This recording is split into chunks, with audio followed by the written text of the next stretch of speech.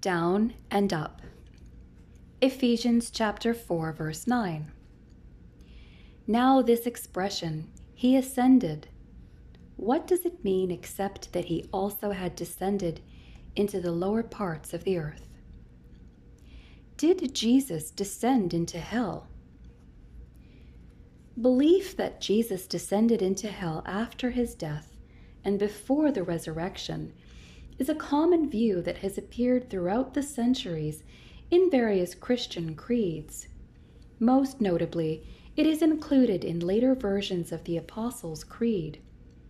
One of the verses cited for support of this teaching is Ephesians 4:9. But the Apostles' Creed was not written by any of the apostles or a single church council. Rather, it was developed during a 500-year period from AD 200 to AD 750, and the phrase about the descent into hell was incorporated into the statement of faith at a very late date. But is that what Paul had in mind in this passage? In Ephesians 4, Paul is discussing unity and diversity in the entire church. In 4:8, he summarizes Psalm 68, especially verse 18.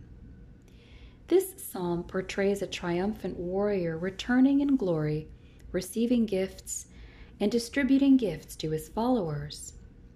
Paul uses that imagery and says that by redeeming sinful people, Jesus Christ provides a spiritual liberation and then presents Christians as gifts to the universal church. Each person is unique and has different abilities and responsibilities within Christ's church. Ephesians 4, verses 11 to 12. In this context, verses 9 and 10 provide a parenthetical comment on Jesus' distribution of gifts by stating that before Jesus could ascend into heaven, he first had to descend into the lower parts of the earth. Just as in a round-trip journey where a person must leave home before the second part of returning home, so also did Jesus have to leave heaven before returning to heaven. But to where did Christ descend? What did Paul mean by the lower parts of the earth?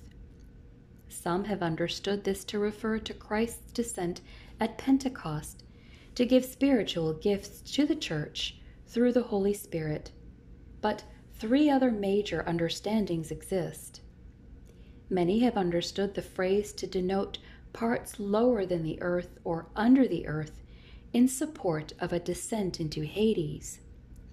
Others believe Paul was saying that Jesus descended to earth, and the phrase should be read the lower parts, namely the earth. A third solution is that it refers to the incarnation and subsequent death of Jesus, with the idea being the earth's lower part, the grave.